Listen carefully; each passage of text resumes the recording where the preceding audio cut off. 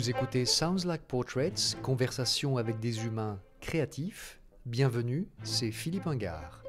Pour ce 14e épisode de la 3e saison, j'ai rencontré Michaël Jean à Montréal. Michaël a été, entre autres, la 27e gouverneure générale du Canada, puis la secrétaire générale de la francophonie jusqu'en janvier 2019. Enfant, elle a dû fuir avec sa famille la dictature de Duvalier en Haïti pour se réfugier au Québec, où elle est devenue professeure, documentariste, puis journaliste. Pour elle, la créativité est une forme de résistance. Sa devise est « briser les solitudes ». Elle raconte ici la naissance de son humanisme et confie ses réflexions sur le pouvoir. Il est temps de l'écouter, mais pour commencer, elle m'a parlé de ce que toute sa vie, elle a toujours cherché.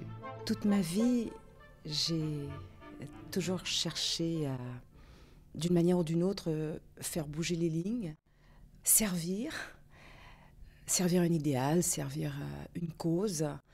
Ça vient d'où, ça ? Je pense que ça vient aussi d'une expérience dès l'enfance. Je suis née en Haïti et je viens au monde au moment où le régime de François Duvalier arrive aussi au pouvoir. Un régime brutal, violent, prédateur, un régime de répression de tout, de toutes les libertés, de tous les droits, de corruption. Et j'ai des parents qui, dès mon plus jeune âge, me disent que l'indifférence n'est pas une option. Donc je n'ai pas connu, je dirais, l'enfance dans une bulle, vous savez, la bulle de l'innocence. Je n'ai pas connu cela. J'avais des parents militants, j'avais des parents engagés, et ce qu'ils me transmettent comme valeur, c'est vraiment l'action, c'est l'esprit critique, au plus près des réalités. Est-ce que la créativité n'est pas au cœur, justement, de toute forme de résistance ? La créativité est assurément une forme de résistance. Je viens d'une histoire aussi qui le dit fort bien. L'histoire de la traite, de l'esclavage, du déni d'humanité, des plantations, des femmes, des hommes par millions capturés en Afrique pour être déportés vers les Amériques et réduits en esclavage. Il y avait cette stratégie très bien menée dans l'espace plantationnaire, donc des plantations, qui était de s'assurer que les individus mis aux travaux forcés et réduits en esclavage n'aient pas de lien de culture, de lien communautaire, n'aient pas une langue commune. Il y a, dans le déni d'humanité, il y a ce calcul très précis. Et malgré tout, pour résister, ces hommes, ces femmes trouveront quand même des liens, trouveront une façon même de se forger une langue nouvelle, qui est la langue créole, qui reprend les mots des maîtres, lorsqu'ils sont espagnols, lorsqu'ils sont anglais, lorsqu'ils sont français, lorsqu'ils sont hollandais, et reconstitue une syntaxe propre à leur langue commune, des mots en commun, pour forger une langue qui leur permettra de communiquer pour mieux résister et mieux continuer aussi à s'affirmer dans toute leur dignité d'êtres humains. Écoutez, cela s'est construit sur des siècles et c'est fabuleux de voir toutes les stratégies déployées par ces personnes en captivité, dépossédées de tout, de leur nom, de leur lieu, de leur mémoire, de tout ce substrat culturel qui les définit, pour tous les jours reconstituer leur dignité et aspirer à la liberté. Alors vous parlez de ce point commun qui est la langue.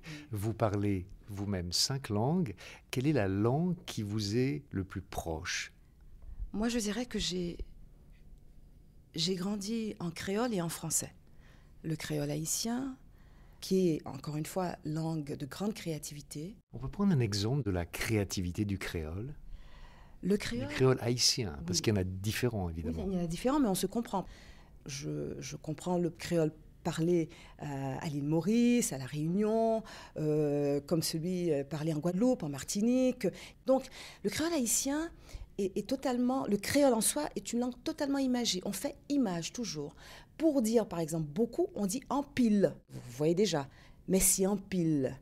Vous voyez l'image de mettre en pile. Donc, pour dire je vais bien, on dit ma quimbe. Donc, je résiste. C'est intéressant. Cela parle déjà d'une condition. Donc, je m'accroche, je résiste. Ah oui, il y a une chose magnifique aussi. À la Révolution haïtienne, tout de suite s'installe une façon de se saluer. Honneur. Et il faut répondre respect. Vous voyez déjà, on évoque des valeurs. honneur, j'exige que l'on reconnaisse l'honneur de qui je suis, de mon intégrité, d'être humain. Et à cela, il faut répondre respect. Et cette langue est toujours en mouvement en plus, parce que la métaphore est toujours présente. Il y a toujours une construction autour des images. On crée le sens, on projette le sens, mais de manière très, très, très imagée. J'ai faim, grand goût. J'ai un grand goût pour quelque chose, quoi. C'est magnifique, c'est vraiment magnifique. Et ça a aussi teinté et enrichi la langue française. La façon qu'ont, par exemple, les populations créoles d'écrire et de produire de la littérature et des textes en français montre combien ces couleurs ajoutées, ces accents ajoutés, cette façon de lire le monde et les situations, ces images, cet imaginaire qui est absolument foisonnant, quoi. C'est magnifique. Vous avez été journaliste. À quel signe est-ce que, en tant qu'intervieweur, un entretien est réussi? Moi, je pense qu'il y a d'abord l'écoute. Il faut cette qualité d'écoute, c'est-à-dire de donner l'espace et toute la place nécessaire à la parole. Et l'intervieweur doit avoir cette capacité d'écoute, plutôt que de se mettre lui ou elle de l'avant. C'est là où j'ai eu le plaisir, en tout cas, à pratiquer ce métier. Et malheureusement, ce que l'on voit en ce moment, c'est une espèce d'érosion ou de perte de la capacité d'écoute et d'accueillir la parole de l'autre. On le bouscule beaucoup. Dites-moi ça en quelques secondes. On ne veut pas rentrer dans les nuances. Oui, mais concrètement, que voulez-vous dire? Il y a toujours ça, il y a toujours cette pression mise sur l'autre et qui vient, en quelque sorte, hypothéquer aussi et créer un déficit dans la réflexion et dans ce que l'autre souhaite exprimer. Parce que rien n'est simple. Pourquoi tous ces raccourcis? Le sens est complexe. Il faut y aller aussi de nuances et prendre le temps de développer une idée, de bien rendre une expérience, parfois aussi de laisser courir des silences. Et je trouve que dans la beauté de cet échange, il faut que ce soit un échange, il faut que ce soit un moment, il faut revenir au sens de la conversation. Et il faut lire également ce que le corps de l'autre dit et comment l'autre essaie de traduire ça en mots. Je vous rencontre et vous m'interrogez, vous voulez entendre ma parole et j'ai besoin de me sentir accueillie aussi par une écoute qui est constructive. Il y a cette devise que vous avez prise lors de votre nomination comme gouverneur général du Canada en 2005, « Briser les solitudes ». Est-ce que, quand vous avez choisi cette devise en 2005, est-ce qu'il y a eu une autre alternative, une autre devise que vous auriez pu prendre? Je crois que celle-là, elle est fondamentale parce que les solitudes sont nombreuses. Moi, j'ai compris isolement plus que solitude en réalité. Oui, en fait, il y a isolement, il y a exclusion, il y a des situations qui viennent vraiment créer un vide autour des êtres, un vide autour de collectivités. Il y a ces femmes, ces hommes, ces jeunes qui, face à des problèmes quotidiens, engagent des initiatives et des solutions, mais dont on ne tient pas compte, et qui ont le sentiment vraiment de ne compter pour rien ni pour personne. Et ça, c'est un drame, C'est ça, au fait, la vraie solitude. C'est cette indifférence qui crée tellement de désolation, de gaspillage et de colère également. Vous voyez ces explosions de colère, de populations qui n'en peuvent plus d'être laissées complètement à elles-mêmes. Parce que nous vivons dans un monde si complexe, où les difficultés sont telles et les enjeux sont si lourds, que la créativité, même dans la façon de gouverner, se doit d'être mobilisée. Et les populations n'en manquent pas. Comment est-ce que vous envisagez de briser les solitudes? Quel genre d'acte créatif est-ce que de briser les solitudes, que de franchir les frontières? Il y a une langue commune, je dirais. La langue du cœur, c'est ça? Il y a la langue du cœur, il y a la langue aussi d'une compréhension du monde, des enjeux de ce monde et d'une aspiration autour d'un idéal humaniste. En ce moment, nous vivons dans un monde où des stratégies de terreur sont déployées, de déstabilisation, de division, sans foi ni loi. Prenons ces exodes massifs de populations qui fuient des situations devenues intenables. Intenables du fait des violences, des prédations, même des effets dévastateurs du réchauffement climatique. Moi-même qui ai eu à vivre cela, hein. J'ai connu ces situations extrêmes où il fallait chercher refuge ailleurs, fuir un régime dictatorial, un régime d'oppression. Des pays se sont construits justement dans leur capacité d'accueillir, de par leur capacité d'accueillir. Pour avoir été de ces milliers d'êtres forcés de quitter le lieu d'où ils sont et de fuir et de trouver asile ailleurs, je sais à quoi nous avons contribué. Nous, immigrants, nous, migrants, nous, réfugiés. Dès lors que nous nous sommes retrouvés quelque part où nos droits étaient reconnus, nous avons rendu au centuple. Au fait, il y a dans ce malheur, parce que quitter son lieu est toujours aussi une part de malheur, c'est mourir un peu, quoi. C'est toujours mourir un peu. Et revivre aussi, c'est l'occasion de revivre. Et voilà. Et trouver asile ailleurs, c'est une occasion de revivre, de se reconstruire et de contribuer et de donner là où notre citoyenneté est pleinement reconnue. Quel est votre plus fort souvenir jusqu'à aujourd'hui d'une expérience où vous avez eu le sentiment d'avoir brisé les solitudes? Je pense à un jeune homme, un jeune Nigérien, qui, voyant les femmes dans leurs activités maraîchères, œuvrer avec tellement de difficultés, d'efforts, va mettre au point un dispositif de téléirrigation. Avec une toute petite plaque solaire, il organise un système qui permet de déclencher l'irrigation de surfaces de culture à distance. Des femmes engagées dans ces activités de production maraîchère et qui, même étant analphabètes, illettrés, ont cet outil du téléphone portable, peuvent, grâce au dispositif qu'il a mis en place, en composant 3 chiffres de leur choix, déclencher le système d'irrigation au goutte à goutte sur leur champ, où qu'elles soient, même sur un marché du pays voisin où elles vont vendre leurs produits. Elles peuvent, en recomposant ces 3 chiffres, arrêter ce système d'irrigation au goutte à goutte, donc avec une protection quand même de la ressource. Et l'on voit dès lors ces femmes en capacité de multiplier la surface de ces champs de culture. Leurs filles, qui étaient à la corvée d'aller chercher l'eau à des kilomètres pour l'arrosage, allaient désormais à l'école, s'instruire, voir le champ des possibilités s'ouvrir à elles. Elles se projettent. Je me souviens d'avoir parlé à ces adolescentes dans le village de Goubé. Et j'ai dû leur demander 4 fois, « À quoi tu rêves? Qu'est-ce que tu souhaites ?» Jamais on ne leur posait cette question. Et au bout de 4 fois, les entendre me dire « Mais moi, je vais à l'école maintenant. Je vais à l'école. J'aimerais un jour être ingénieur. Je veux enseigner. Je veux être infirmière. Je veux être médecin. » Et ne pensant qu'à ce qui était nécessaire pour répondre aux besoins les plus urgents de leur collectivité. Et quand je me tourne vers les mères et que je leur dis « Mais à leur âge, de quoi rêviez-vous? Qu'est-ce que vous vouliez ?» Et ces femmes répondant, mais dans un cri du cœur, « À son âge, on m'avait déjà mariée de force, on m'avait fait 3 enfants. » Et que se passe-t-il?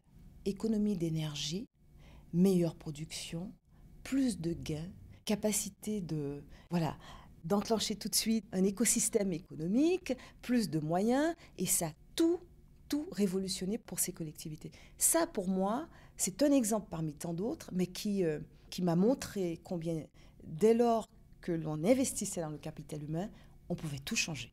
Je reviens à un épisode personnel de votre vie dans le processus de votre nomination comme gouverneur général du Canada. Il y a un moment où vous avez rencontré la reine Élisabeth II. Et en parlant de briser les solitudes, je voulais savoir si, malgré le rituel, le formalisme, vous avez eu l'impression de rencontrer cette personnalité. Cette femme hérite d'un pouvoir, elle est porteuse d'un symbole, et elle retrouve face à elle une autre femme qui vient d'être nommée gouverneur général et commandante en chef du Canada, qui est un pays désormais souverain, qui n'appartient pas à l'Empire britannique, on n'est plus de ce temps-là. Et il était très intéressant pour moi de me retrouver face à elle, très consciente l'une et l'autre de cette histoire, et de se parler en situation de totale égalité. Moi, désormais, par les combats et la résistance, un être libre, descendant tout de même de ceux-là qui avaient été réduits en esclavage par notamment l'Empire britannique et tous ces empires esclavagistes dont, avec la colonisation française, hollandaise, espagnole, anglaise et ainsi de suite. J'ai senti le poids de l'histoire. J'ai trouvé cela plutôt réjouissant que nous puissions, à ce moment de la rencontre, prendre toute la mesure du chemin parcouru pour pouvoir prendre la pleine mesure aussi des combats menés. Vous savez, nous savons tous que nous ne pouvons pas faire abstraction des stratégies de terreur qui sont déployées aujourd'hui et qui mettent le monde en danger. Nous ne pouvons pas faire abstraction du fait que ces forces sont portées par des organisations criminelles de tous les trafics humains, trafic d'armes, trafic de drogue, et qui ont besoin du chaos pour mener leur trafic, contrôler des territoires, s'emparer de ces territoires pour en extraire aussi les ressources naturelles qui sont là. Cette criminalité transfrontalière qui a besoin pour cela d'affaiblir vraiment des institutions, de s'en prendre à l'état de droit, de faire obstacle à la démocratie, vraiment de plus en plus de fermer toutes les issues, quoi. On prend quelques exemples. Au fait, cette situation est réelle sur l'ensemble des pays aujourd'hui. Aucun pays ne peut s'en sortir seul. La criminalité transnationale est très organisée. Et elle se sert de plus en plus de la terreur et de l'affaiblissement des institutions. Elle déstabilise partout. Elle a des moyens sophistiqués pour le faire. Elle exploite la précarité et la vulnérabilité des populations. Elle défait des alliances qui sont essentielles pour la combattre. Parce que ce qui sert davantage ces organisations, c'est le chaos. Ce sont des États faibles. C'est l'unilatéralisme, chacun pour soi. Et l'on voit ce discours gagner du terrain. C'est l'extrémisme, c'est la radicalisation. Alors, nous sommes, je dirais, sous ces feux-là, tous concernés. À propos de votre propre action, à la tête de la francophonie, quand vous étiez gouverneur général du Canada aussi, vous étiez à la tête d'institutions. Avec votre expérience, qu'est-ce qu'il faut dans une institution pour qu'elle reste créative ? Il faut que, dans sa raison d'être, dans les principes qui la fondent et les valeurs qui la fondent, elle aille aussi au plus près des populations. De cela, je suis absolument persuadée. Comment faire ? Comment faire ? C'est que les populations se reconnaissent dans ce que porte comme combat, comme mobilisation cette organisation. Et il n'y a de résultat que quand l'organisation elle-même est inclusive. Et comment on fait ? Parce que c'est ça l'enjeu. Comment la rendre créative ? Comment la rendre vivante, au fond ? Exactement dans ce que nous disions tout à l'heure, c'est-à-dire dans la rencontre. Prendre le temps d'aller écouter les populations, reconnaître là, parfois, ce que l'on n'attendait pas, pour survivre, pour contourner des problèmes, pour trouver des solutions à ces problèmes, et savoir que les populations elles-mêmes sont inventives. Et je ne comprends pas que l'on s'en tienne aussi loin. Vous comprenez ? Que l'on parle des populations et des peuples comme si c'était une chose abstraite et lointaine. Et ça vient peut-être d'un manque de motivation, d'un manque de compréhension de l'idéal qu'on porte, peut-être. Vous voyez combien de fois nous revenons sur le facteur humain, sur le capital humain, sur le génie humain. Et pour cela, il faut qu'à la fois les décideurs, les gouvernants, les organisations soient vraiment à l'écoute et au plus près. Mais c'est ça la question, on parle d'écoute et comment faire que l'écoute existe là où elle n'existe pas ? Il faut en avoir la volonté, en fait. Il faut savoir que ce déficit d'écoute nous conduit à notre perte. Ce que vous dites, c'est que dans l'écoute, il y a le problème et la solution du problème. Il y a toujours dans l'écoute le problème et la solution du problème. Toujours. Et vous avez tous ces politiques qui sont totalement déconnectés de cette richesse, de ce qui se vit et se porte tous les jours sur le terrain. Vous êtes une femme politique. Est-ce qu'une femme politique fait nécessairement une politique différente de celle d'un homme ? Est-ce que c'est un gage que d'avoir une femme politique pour faire une autre politique ? Moi, je dirais qu'exclure les femmes crée un déficit d'idées, de perspectives et d'action. Exclure produit cela. Donc, ne pas accepter l'apport des femmes au quotidien, cela est un manque total, je dirais, d'intelligence. Exclure est toujours un déficit. Je vais vous confier le micro, je vais sortir de la pièce et s'il vous plaît, ajoutez ce que vous voulez à l'entretien.